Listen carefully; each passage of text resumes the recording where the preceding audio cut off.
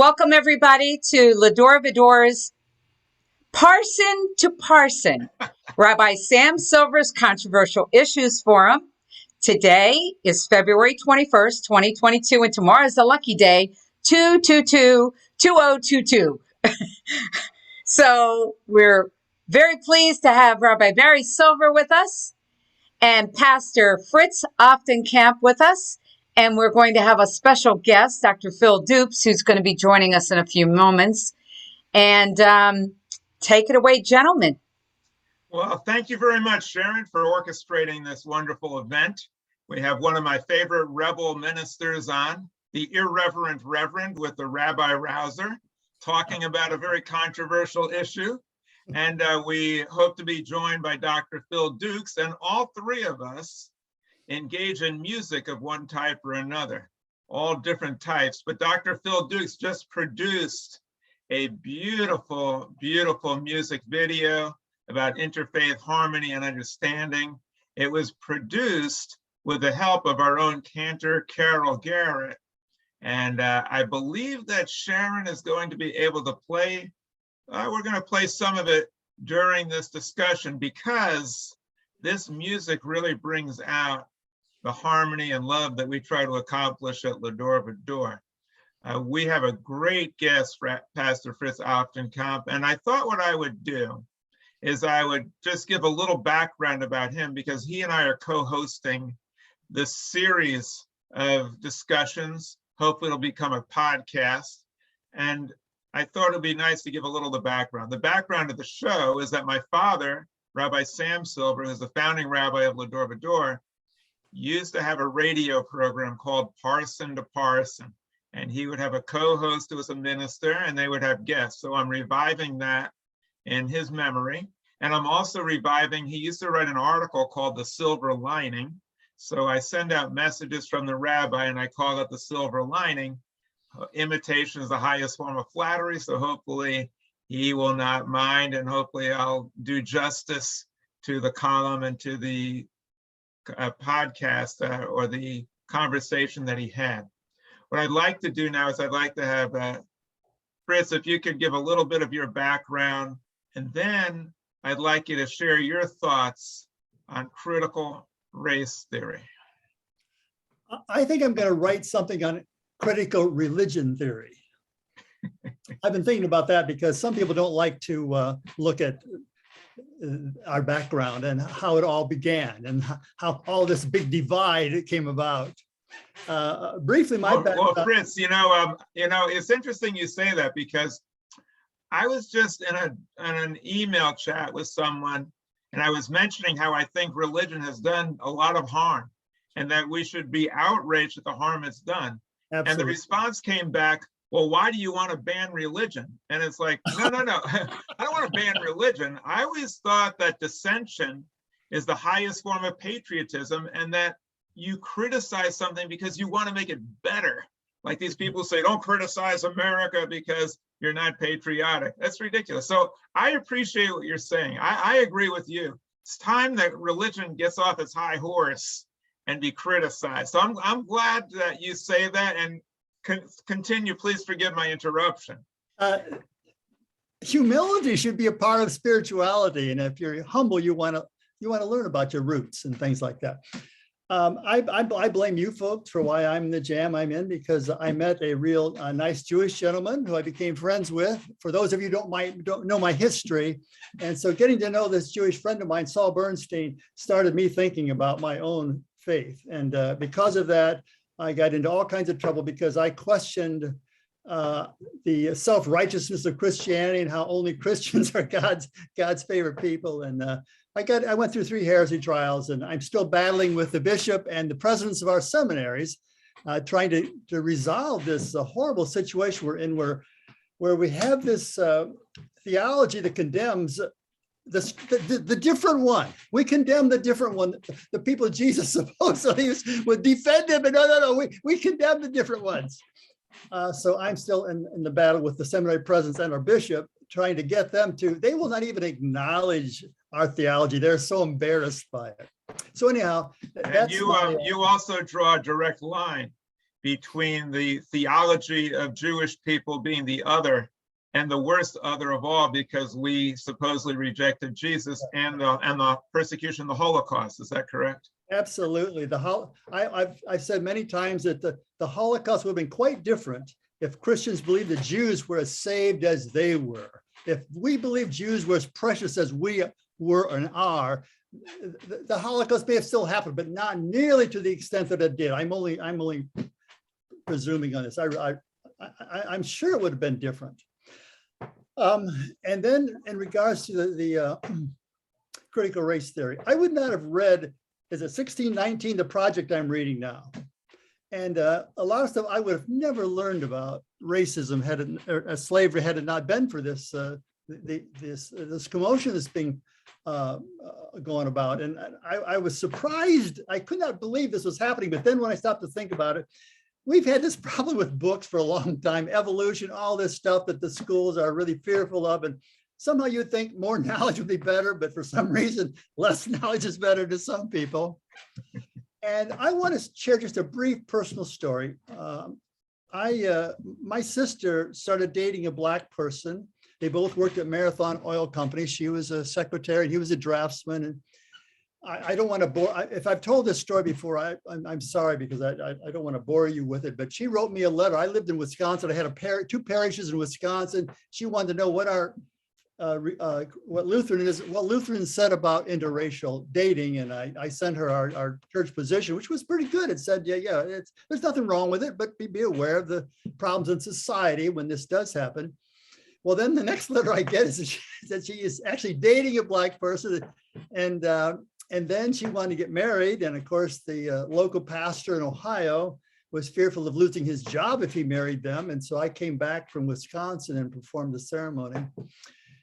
And so guess who's coming to dinner? That movie could have been filmed in our home, because it created tremendous divide in our family, because I was in a German rural farming community, no Blacks, and now we have a Black coming into this tight little community. So it took many, many years, but we worked through it. And if you went to our family reunions now, you would never know there was ever an issue.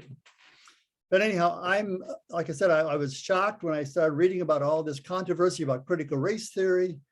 But then as I sat back and thought about it, well, this is the way humans are. A lot of people are fearful they're almost afraid of more education as opposed to welcoming more education. So I'm not going to continue on. I'm going to kind of end it there and let Rabbi say some words about this, and I'll enter in the discussion. Well, I just want to flesh out your thoughts on it. So it sounds to me like you support the teaching of what's been known as critical race theory. Well, it's helped me already. It's helped me inform myself more than what I had been before because of the controversy. I said, well, I need to read more about this. And I've learned a lot. Do you find any cause for concern about what's being taught in what they call critical race theory? Is there any concern that you have about it? I wish I could come up with some concern. I'm sure there are. I just need to have them presented to me and let me think about them, because I've always liked more education. I've always liked to know more all the time. So I don't know share with me, Barry, what is the big concern? And then I'll respond to that. All right, well, Fritz, that's what we do on this show. We have all different points of view, and maybe you'll be presented with something that'll give you cause for concern. Good, I appreciate that. I really do. All right. So let me share with you my thoughts on critical race theory, and then if Dr. Dukes comes on, we'll take his thoughts, and then we'll open it up to other people to share their thoughts and concerns and reaction. It seems to me that there was an effort by some educators, mostly Black educators, to try to bring to light some of the realities of slavery and some of the realities of Black history and how that continues to impact upon society today. And I think part of the reason for that is that there's an effort by mostly conservatives, right-wing Republicans, to say, guess what, guys? The problem has been solved. Discrimination is now over. We're now on an equal playing field. We're glad we figured out how to solve that problem. Let's move on to the next one. In fact, some of them were saying not only is the problem solved, the pendulum has swung too far. Now we're bending over backwards to support Black people too much. And now it's discriminatory towards whites because now Black people are getting more than their fair share. And so now we're discriminating against people because they're white. This is the type of thinking that has been moving and growing through the right-wing Republican Party. And I'm using, of course, generalities. Not every Republican thinks that, but this is the trend. And so there was a countervailing trend to say, hey, wait a minute. First of all, you guys who are teaching American exceptionalism, who are saying that the United States has been and is the greatest country in the world, you're overlooking slavery. Yes, we know that you teach that there was slavery. We know that you're teaching about the Civil War, but you give a short shrift. You act like it was just a minor inconvenience and, you know, some people weren't treated so well, and then you're ready to move on. And today you say everything's fine. Well, they wanted to let people know the history is very different. For centuries, human beings were treated less than human and were treated as chattel. And it was not taught properly. It is not taught properly in the schools because we don't get the full impact of what actually occurred and how it occurred and how it actually affected the founding fathers and the founding of this nation. And American exceptionalism is based on being exceptionally violent and racist. And the wealth of the United States was built on the backs of slave labor. And you're not telling the whole story. As far as what's going on now, there's still inherent systemic racism going on right now. There are areas where we've seen great improvement, but we're not close to being equal and we're not catching up. And so we have a lot of work to do. And so these are the two opposing camps. My take on this is that, like many other things, it's become highly politicized. And because of that, truth goes out the window. If you were to watch MSNBC, you would hear about critical race theory and you would think, well, of course we have to teach it, and there's no downside at all. This is just teaching the truth. If you were to watch Fox, you would think the whole thing is all nonsense. There's nothing to it, and they're just making a mountain out of a molehill. My view is somewhat more nuanced. I tend to support what they call critical race theory, and people use that as a buzzword to try to attack something that they don't care for, which is basically teaching the truth about our history. So they tend to, they attack critical race theory, and what they do is they make it into something that's an exaggeration and a caricature of what it really is. And so they take certain examples of critical race theory that seem pretty bad, that seem to try to divide people, and they take that example and they act like this is what critical race theory is. It's teaching people to have a grudge. It's teaching people to think in terms of race and that we hate each other, and it's making people feel guilty, and it's making little white kids feel like they should be laden with guilt, and that Black kids can't accomplish what they want to because they're being held back by racism. So they take a caricature and they make it as if this is everything. And then the other side, I think, also exaggerates and embellishes the opposite point of view. And they act like they think that there's no racism at all and everything's fine. And the truth is somewhere in the middle. We've made great strides in racism, but we have a long way to go. And it's like a sawtooth. There are some areas where things are very good, some areas where things are very bad.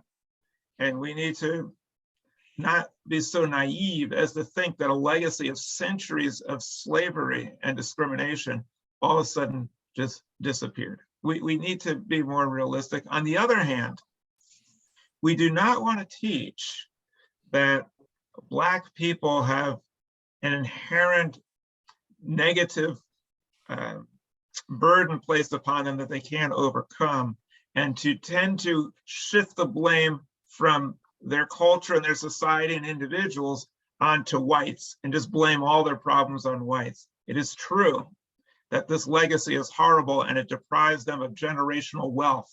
If you're white, chances are you have generational wealth. You're born into wealth more so, and you're born on the 30 or 40-yard line. And if you're Black, chances are you're born less and behind, and also the wealth of Black people has been taken away systematically because of discrimination and violence. So we need to be somewhere balanced about this and recognize the two sides to it. We do have someone that I think has a great opportunity and great credentials to speak on this. I'm very happy that we have Dr. Phil Dukes on. And Dr. Dukes, I'd like you to give a little bit of your background so people know where you're coming from. By the way, I should have given my background on this, and then I'll turn it over to Dr. Dukes, just so you know who you're dealing with. I've represented African Americans many, many times in discrimination cases as a civil rights attorney. I sued the city of West Palm Beach successfully on behalf of a Black police officer and others. They were claiming discrimination, retaliation. I've worked with the NAACP. I've worked with civil rights groups. I've done a lot of work with interfaith organizations and done a lot of speaking on civil rights. So I have a track record of doing that and taking a position on that. But even still, I still believe that if the Black community fails to address problems inherent in the Black community as being responsible for some of the problems, out of birth, wedlock, drugs, violence, and things like that, the Black community continues to blame all the problems on the whites, they'll never get anywhere. It's not going to be a good idea. So we all need to work together on this. We all need to work with others, but the white community needs to accept responsibility as a whole for what happened in the past and do everything we can to try to correct the injustices of the past, which I believe continue on today. Dr. Dukes, please share with everyone a little bit about your background, and then also your thoughts on critical race theory. And then we're going to play a bit of your song, your beautiful song, which I want to encourage everyone to promote, to buy, and to share with others. Dr. Dukes, the floor is yours. All right. Can you hear me? Yes. Yes, we can. Great. I'm Dr. Phil Dukes. I'm the CEO of Operation Restore, founded by my wife and I, LaShondra Dukes. My history, I've been in Revere Beach for over 50 years. I was raised in a what we call the Judeo-Christian faith by my grandmother, who was born in 1893. She died in 1975. And that's where I got my values from. But I had an uncle that was a pimp. And he took me into a whole nother realm of what we call street life. But I came out of that. I came out of that by the power of Christ and the teachings that I learned from the Bible and my grandmother. But I was caught up in a whole bunch of garbage, junk, and mess. And I learned early when we were talking about critical race theory, when I went back to school, about all these inequities and why we have the systematic problems in America that we have.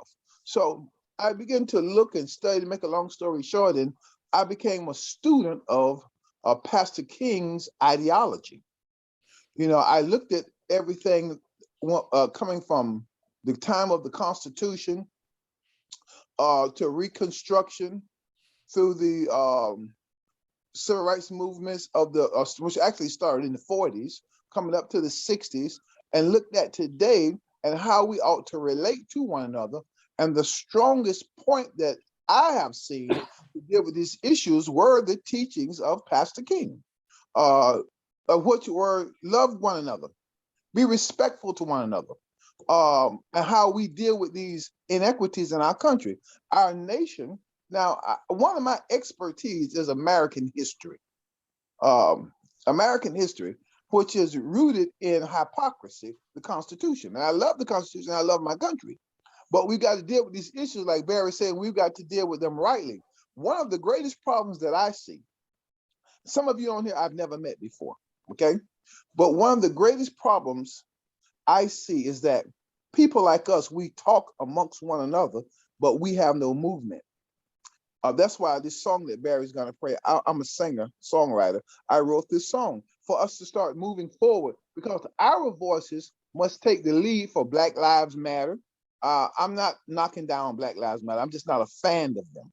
I'm not a fan of anything that prostitutes other people's sufferings for their own political position with just empty protest and anti any culture rhetoric, whether it be anti-Semitism or anti Puerto Rican or whatever of human family. I take issues with that because Black people's problems are systemic in America.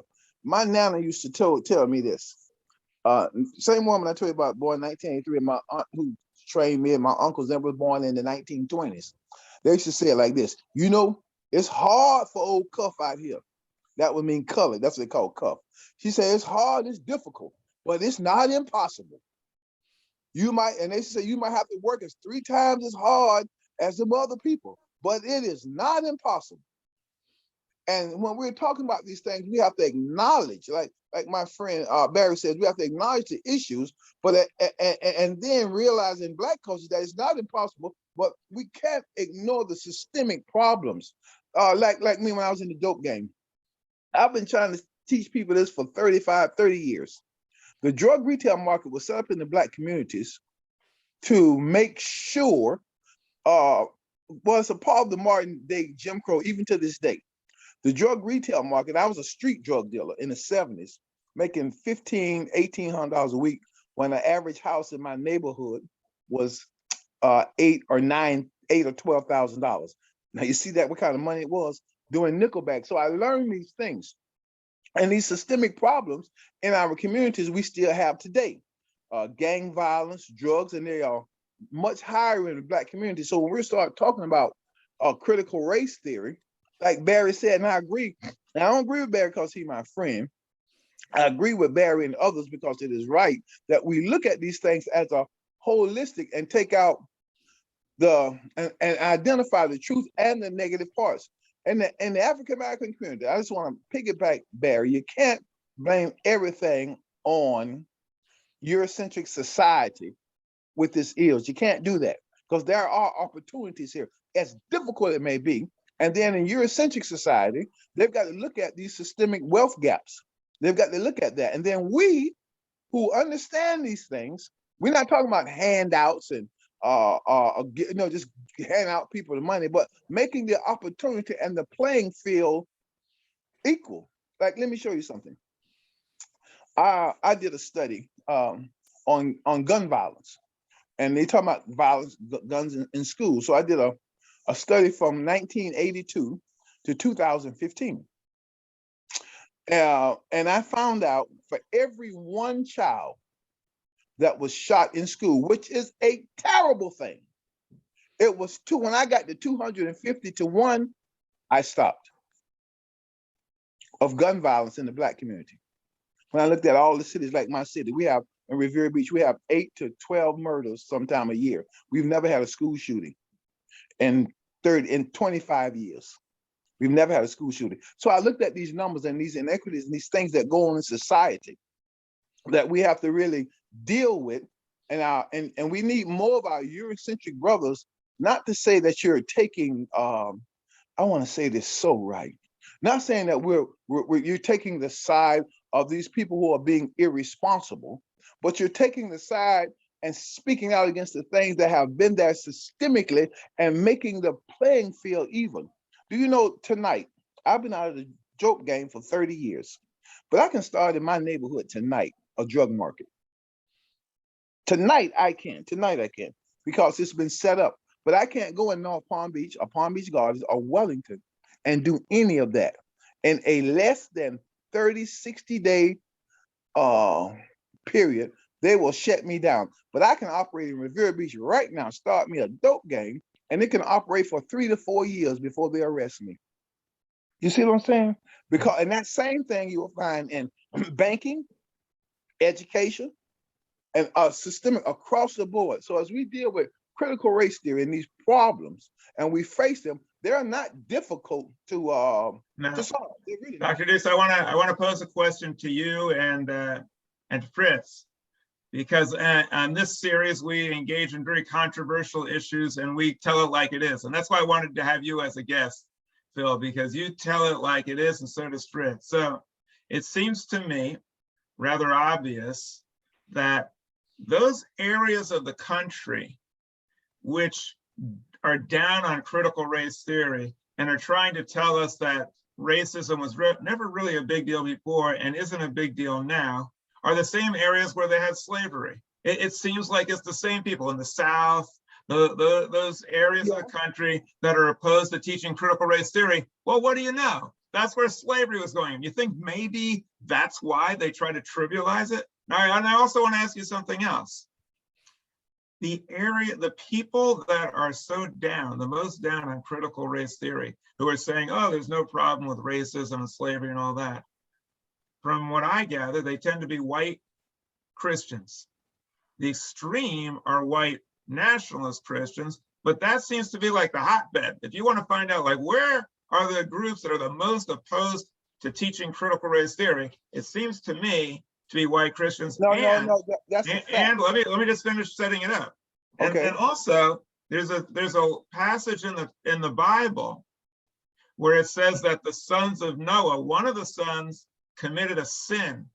I don't have to go into the grisly details, but then it says, your descendants will be the slave of the other two brothers. And the one who did the sin, his name was Ham, which means warm, or they're dark skinned. And he was going to be the slave of the other two brothers, which were Shem and Japhet. Shem is the Semite or the Middle Eastern people, and Japhet were the Europeans. So isn't it a coincidence, or is it, that in those areas where they took the Bible most literally, the Bible Belt, they were the ones who were the most exploitative of African Americans? I turn it over to two of you to respond. Phil, I know you're chomping at the bit, and then I want to have Fritz. Go ahead. Go ahead, Fritz. No, after you. I'm patient here. After you. Okay, well, I have a master's degree in what we call Christian education. I call it Messianic education. I have a PhD in theology. I'm a graduate of Evangelical Bible Seminary, which is a conservative seminary. Now, my conservative brothers and sisters have a thing called manifest destiny, okay? About America being actually a a twin to Israel. When you boil up manifest destiny, that's what you have. And they don't like, they have a problem, they've always had a problem speaking the truth. And also the founding fathers, this is what gets me in trouble with them, perverted the scriptures, all right, in America for what they did. My Eurocentric conservative evangelical brothers have never, ever wanted to admit the truth. Not all of them, but the majority of them. I hang out with a lot of my conservative evangelical brothers. When I talk to them about they say America's going the wrong direction. I say America's been in the wrong direction since they wrote the Constitution. They've been George Washington. The only difference between George Washington and Hitler is George Washington had a Bible in his hand. He had the same ideology of Hitler. He did the same thing to black people that Hitler did to to my Jewish brothers in Europe. He did the exact same thing. That's what the founding fathers were. So when I talk to them, when you talk about this critical race theory and why they are like they are, it's because of those seeds. Now, then they'll say, well, you're un-American. I says, no, we're taking the truth about America. I love America, but you can't tell me that George Washington was practice as a messianic believer, because that's what Christianity is. He didn't practice what I practice. And they have a problem, if I'm going to get into your question, Barry, speaking the truth. They oppose critical race theory because they don't want to face their bigotry. I was in a meeting with the majority of my evangelical brothers about 15 years ago. So they were in this discussion about being brothers. I said, well, tell you what, how you feel about your daughter marrying my son, and we brothers? You could hear the silence in the room as if someone had put a whole bunch of pressure in that room, because I was trying to show them, you don't see me as being your equal and your brother, and we can't tell the truth about history because you go into this bag because you don't want to face what actually was done and still being done today. Well, Phil, I just want to share with you that when you say that you criticize America because you love America, Fritz and I were just talking about that before you got on. We opened up the show with that the fact that we criticize something doesn't mean we don't like it. It means we do like it and we want to make it better. Fritz, go ahead. We did the same things with the Indians and with the Black people. We somehow expected them to become like us. We wouldn't even let them have their own religion. We thought they could change their religion, become like us, and supposedly they would separate their culture from this new religion that we thought they should have. And so in the process, we ended up making them less than us, unless they became like us. Well, the problem is that I got a question. Fritz, Yes. where are you from, Fritz? I'm a Lutheran minister. I'm from Ohio. I'm sorry, man. Me and you like barbecue? Of course. Me and you gonna have to become friends, dog. Well, wait a minute. Now you're excluding me because I'm a vegetarian. I don't know if that's kosher. You're leaving me out of this brotherhood. You're discriminating against me. Now you know you my dude. You know you my dude. Well, I'll tell you what. I'll come to your barbecue too, and we'll put on a veggie burger or two. But I just want to share what you're saying, because this manifest destiny was really a euphemism for genocide. Manifest destiny means, well, you know, all these people who are living out there, they're called Native Americans. They don't really count. They're not really there. That land is for us to take. And it's identical to what the Jewish people did in the Torah to the people of Canaan, who they were told, well, you can get rid of them because they don't really belong there. This is holy land.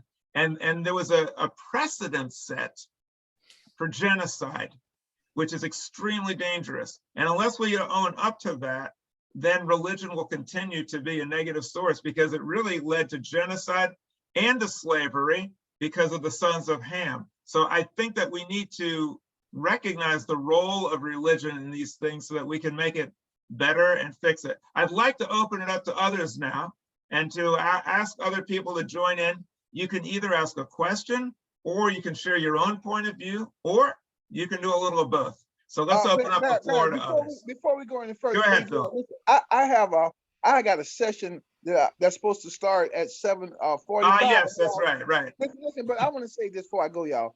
I am looking so forward to when my schedule changed to be a part of this, because I would like for all of us, we got to have the We're All American movement and take what we're saying here and become the forefront, like Black Lives Matter and these other organizations, by picking up this work and this ideology and this philosophy and pressing it forward. We haven't seen anything like what we're talking about since Pastor King died. Phil, before you go, I just want you to know that I deeply appreciate the fact that when I met you, you had a big Jewish star on, and that you have the guts and the courage to challenge Black Lives Matter. You don't say they're a horrible group. You don't say that they're terrible, but you do have the courage to say that if they engage in racism or anti-Semitism, you don't want part of that. And it really means a lot to me. You're a good friend of mine. You're a good friend of the Jewish people, and you speak the truth, and you will be part of all our discussions. And I hope, before you go, I think this would be a good time to play your song. And I'm going to encourage everyone, if you like it, to share it with other people and to spread the word and to make a contribution so that he can continue to do music like this. Sharon, are we able to play that? And then we'll take the questions. Let me try to get it. Give me a second. You can just do it. Thank you. Thanks for joining us. All right. We appreciate it. And I sent you all my other information for people to send donation through the different avenues they can send. I send it to you, Barry. I got to go get started. And remember, we are all American. Send me put it in a chat if you want, where they can send the donation if you like. We'll get it. Okay, let me see if I can figure that out. All right. Thanks, my friend. All right. Take care.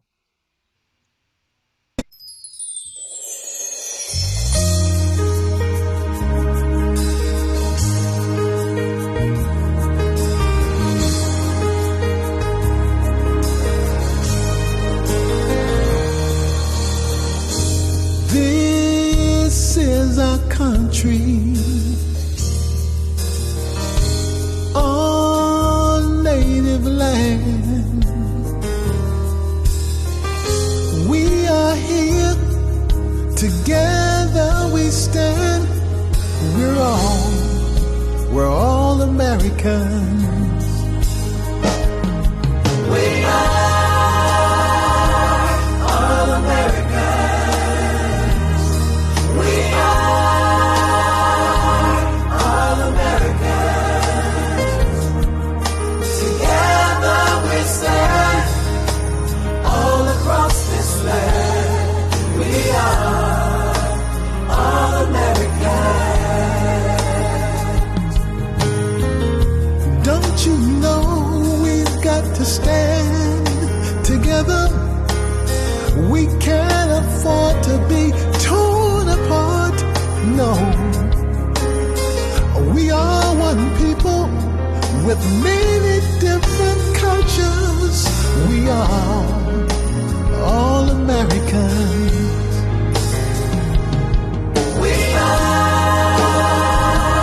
all Americans. We are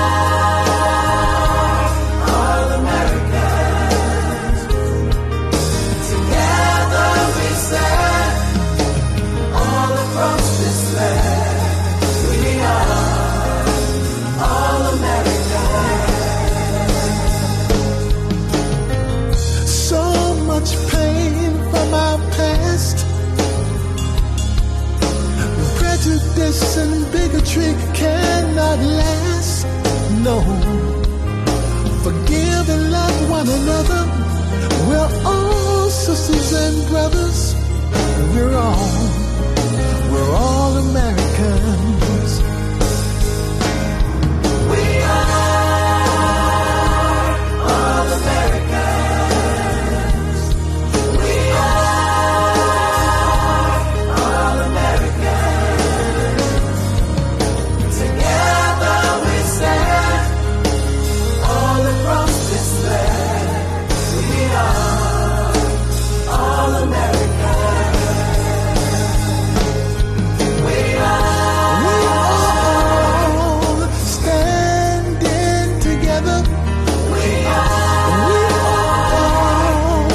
one mighty nation. Together we stand, divided we fall. We're all Americans. Lay down. You know, that was a really tremendous, tremendous production. And I'm so thrilled that you shared that with us, Dr. Dukes. And I believe it's on our website and we'll be promoting it. And that's a beautiful, beautiful video that you put together that just brings out a feeling of love between people. So thank you very much for that tremendous effort that you did. All right, thank you. And I got to get in here because they've already set this session. Y'all blessings. Looking forward to meeting each and every one of you. Thanks for joining us, Phil. Take care. Have a good day. Live long and prosper. All right, let's open it up now. Anybody want to share some thoughts, ideas, comments, questions? I don't like those crosses on the Klan's outfits.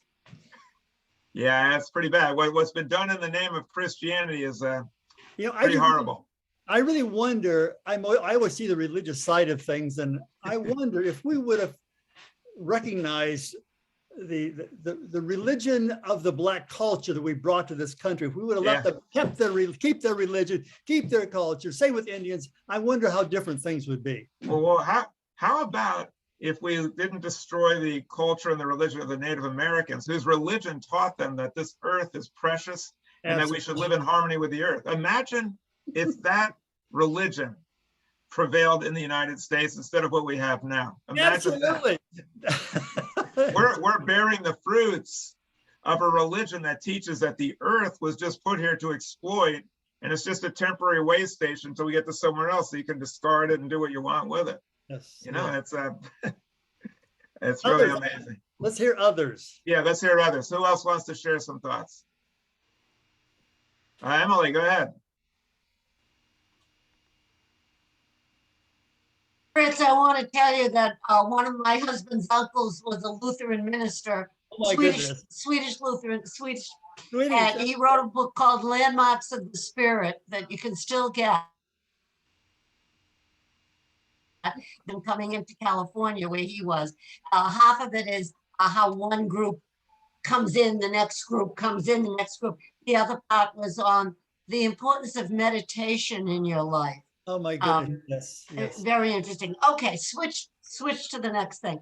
John Oliver had a show on the other night that I taped, and basically he talked about critical race theory and what the problem is with critical race theory. First of all,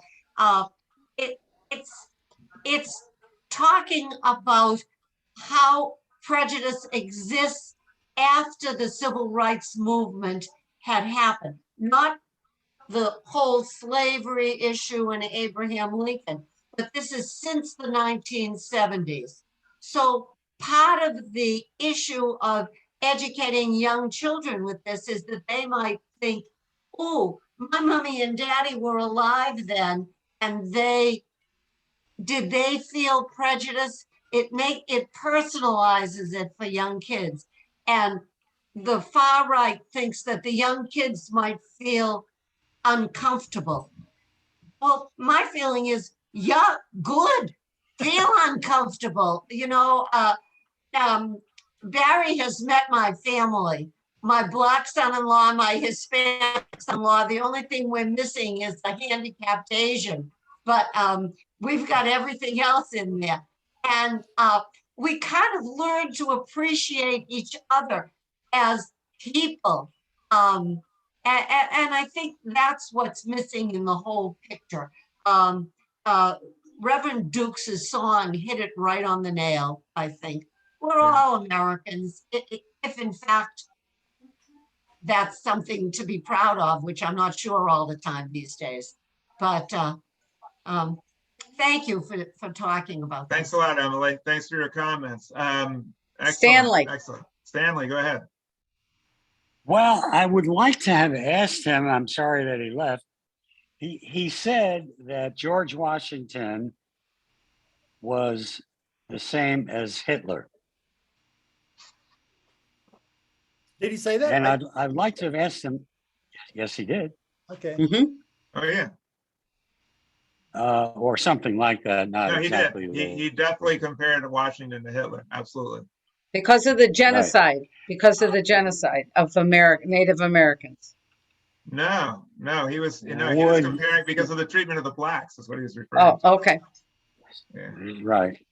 Well, my question would have been, do you advocate taking George Washington's name off of every building, all the statues that are throughout America, recognizing him as the first president and so on and so forth? I've never heard that before, so that's kind of shocking.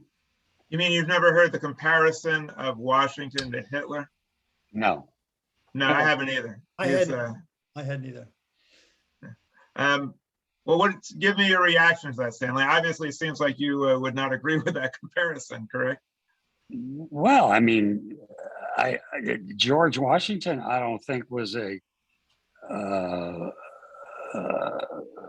he didn't go about trying to annihilate a group of people.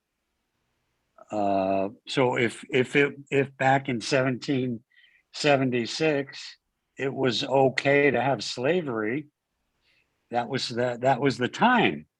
But that doesn't mean he's a bad person. And he certainly didn't kill slaves. So fast forward to Hitler, that's a serious comparison. It is. That's why I like to have Dr. Dukes on, because he comes up with some very provocative statements. Fritz, it sounds like Stanley's not convinced that that's a valid comparison. What do you think? I think it's hard to go back and be in the shoes of George Washington.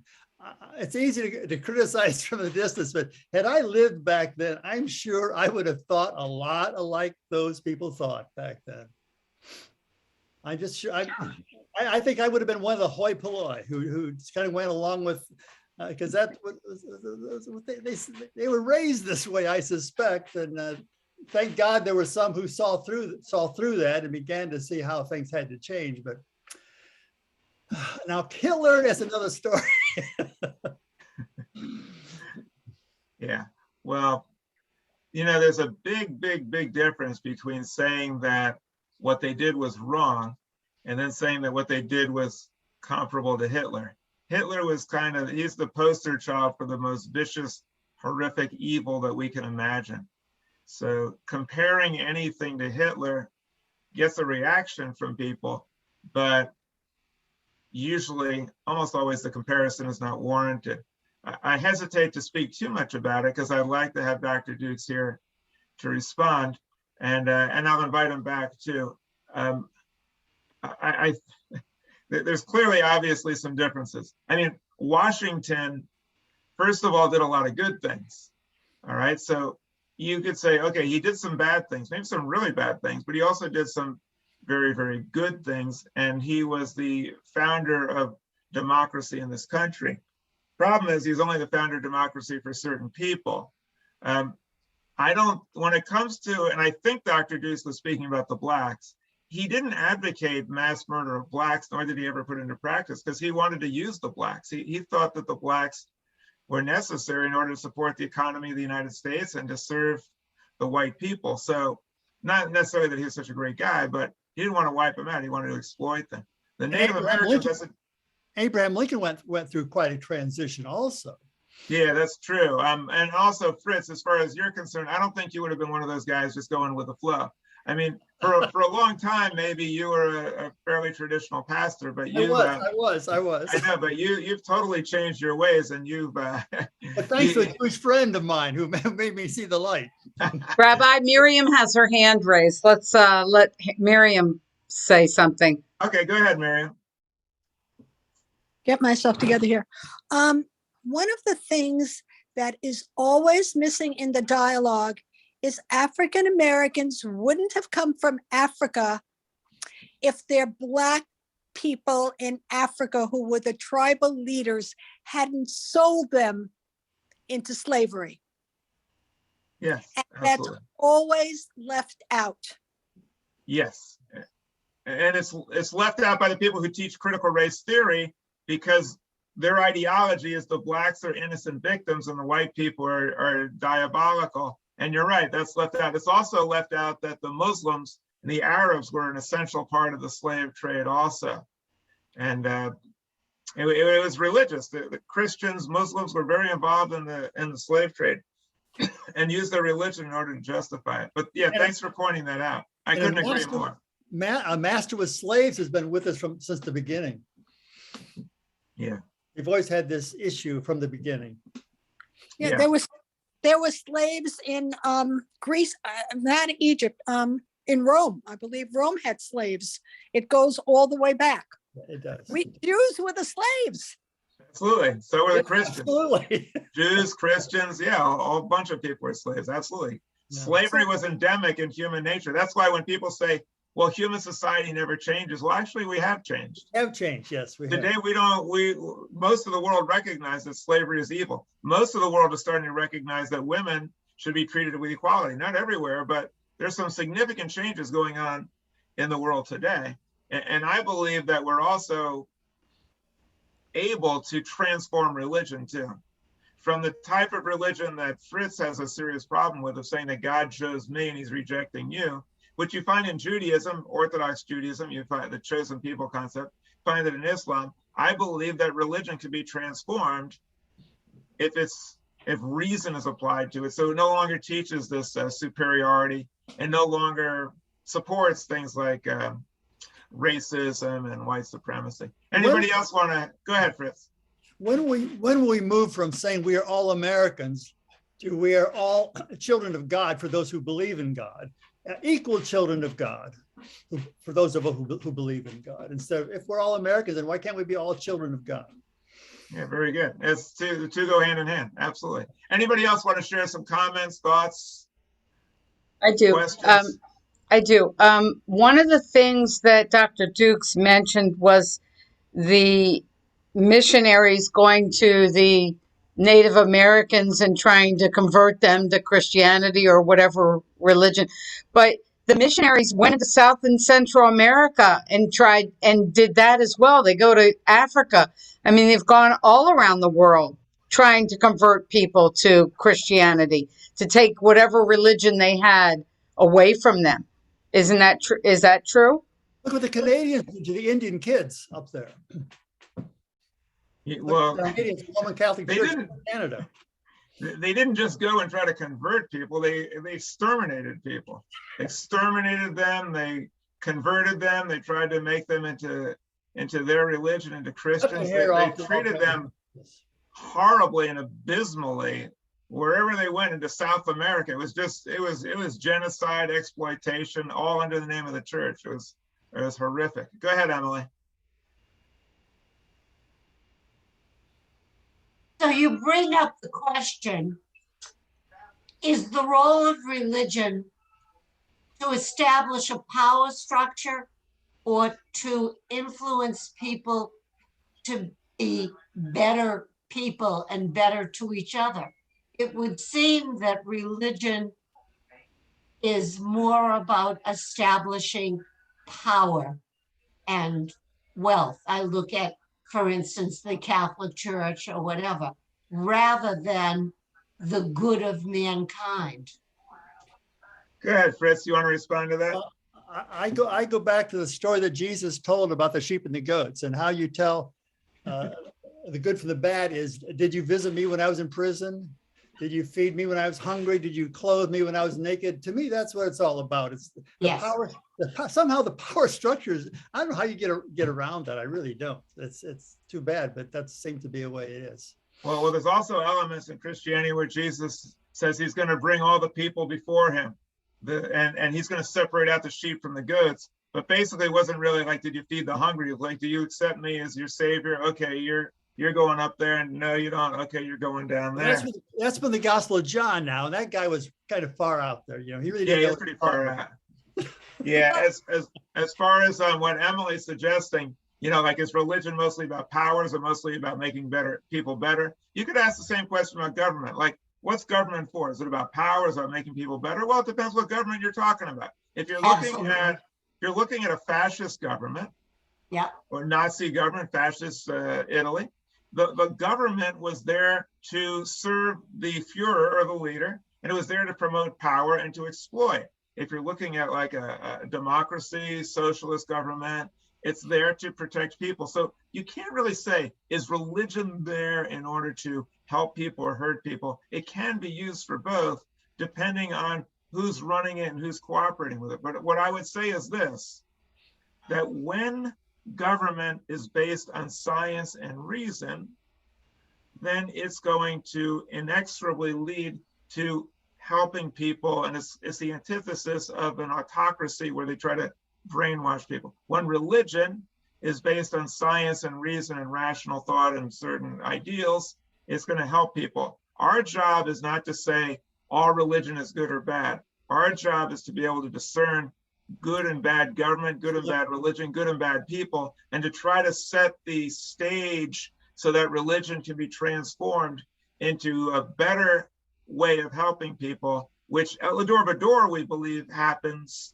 when we apply reason and logic and ideals that we cherish as Jews and Christians to the religion. Religion. I think about the Native American religion that was to be good to the earth and make sure that the earth was, you know, the earth mother, and take care of the earth. The missionaries that came in didn't so much care about the earth, they just cared about spreading their particular religion. So I think what we have to learn is tolerance and coexistence and recognizing the positives in each thing. But also it was a scam. They were taking people's land away, murdering people, exploiting them, using them as slaves, and then saying, hey, don't worry about it, guys. Right. Because in the next world, it's all good. The more you suffer here, the better off it is. So let us take all you got. Let us exploit you to death and just keep quiet, because actually you're going to be better off. It's a scam in order to make people think that they're being exploited is actually a good thing. It's by very cynical people who've talked about the next world, but were really interested in power in this world. And one other thing I want to mention about this is that when the missionaries came around and said to people like Native Americans, your religion is no good, when actually their religion was far superior, they did the same thing very often to Jewish people. Yes. They told Jewish people, you need to convert. And sometimes they would forcibly convert Jewish children. They would take Jewish children away from the parents and convert them. Why?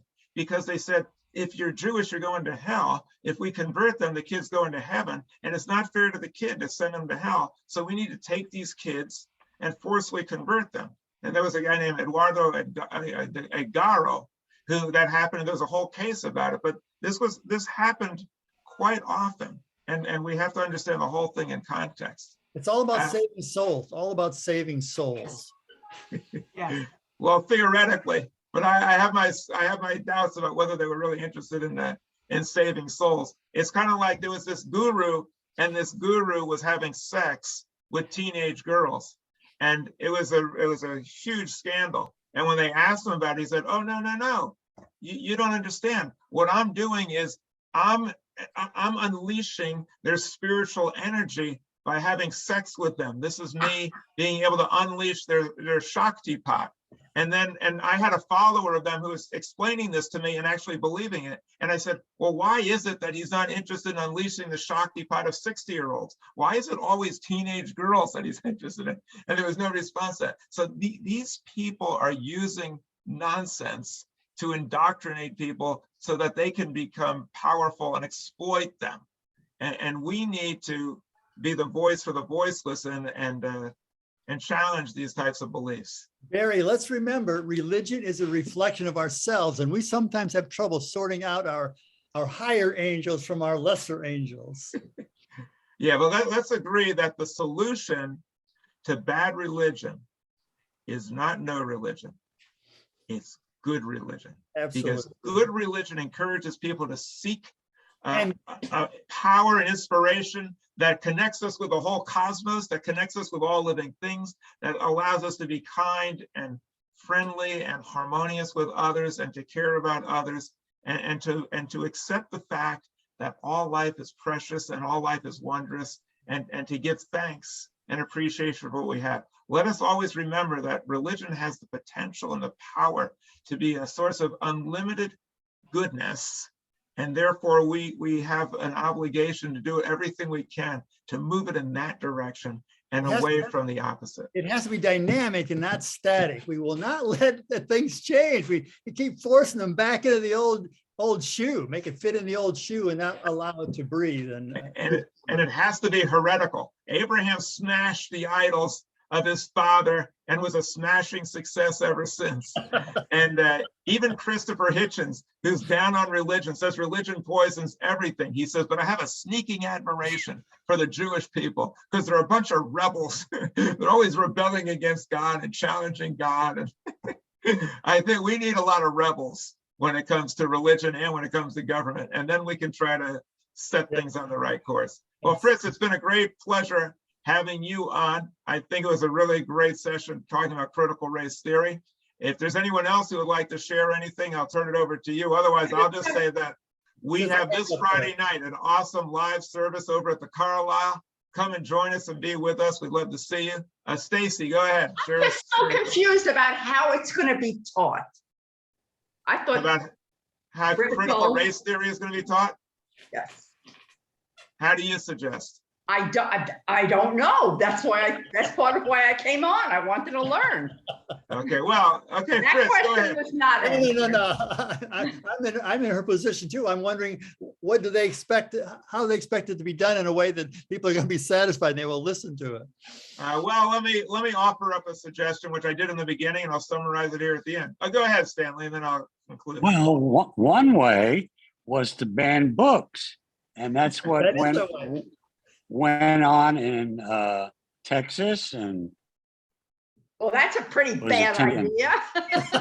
Well, yeah, to you, but not to those people. That's right. So that seems to be one way. Now, it's repulsive to ban books, but that's how people think. Well, let me just suggest that the teaching of critical race theory, first of all, I think the first thing we should do is to get rid of the name because it's being used as a way to blame people, and it's used by people politically who want to justify exploiting others and having no regulations of guns and using and taking the wealth from the poor and giving it to the rich and denying women's rights. And it's being used as a wedge issue so they can keep doing that and distracting people with nonsense. But as far as how to teach racism in America, I started out in the beginning, and I'll say it again. First of all, history is not like teaching chemistry or science. It's subjective to a very large degree. We have to understand that. We have to have intelligent discussions where people are allowed to present both sides, which we did here tonight. The discussions on MSNBC, where it's all positive towards critical race theory and it's all on Fox, it's all negative, those types of discussions are not helpful. I think we have to recognize that the legacy in the United States of slavery and discrimination, it didn't just happen for a year or two. It was centuries of slavery, and then it was decades of Jim Crow and lynching and terrible things, and the vestiges of it are still here today.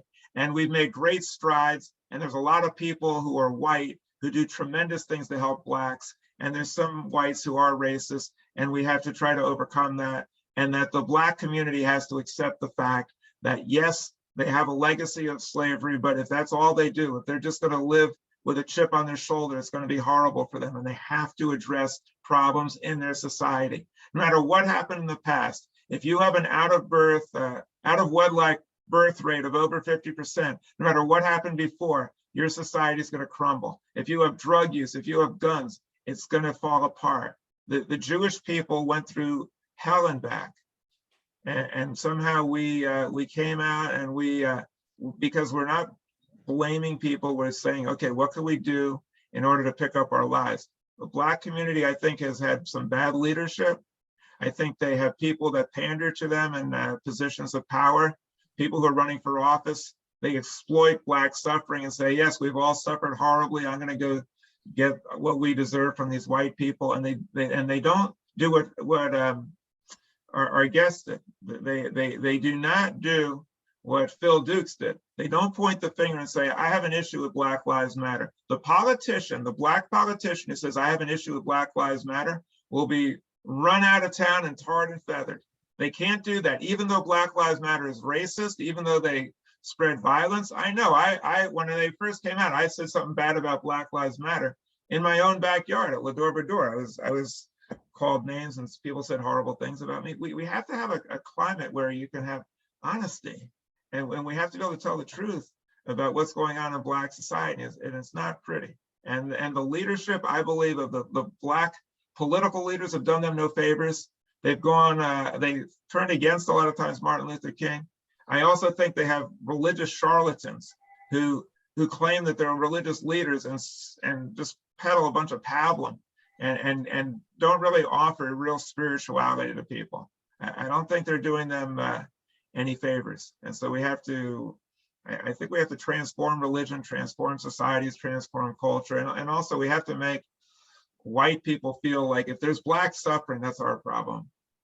If there's people who are suffering in our country, that's all of our problem. That's on us. And let's all work together. Let's not call each other devils. Let's work together and stop politicizing all this stuff. The politicization. We need the Indian tradition of walking in someone else and walking in their moccasins for a few miles. Yeah, absolutely. Yeah. You know, somebody said, I think it was like, before I criticize someone, I like to walk a mile in their shoes. That way I have their shoes and I'm a mile away before they can do anything to me. So, but you're right. We need to walk in their shoes, and we need to have rational discourse, which is very sorely missing in the United States. We don't have programs where there's rational discourse of two competing views. Fritz, it's been a great pleasure. Everyone who is on with us, thank you very much for joining us. Really appreciate your involvement in the discussion. And we'll be back again for more of Parson to Parson. Sharon, you want to conclude? I guess we're good. We're good. Okay. All right.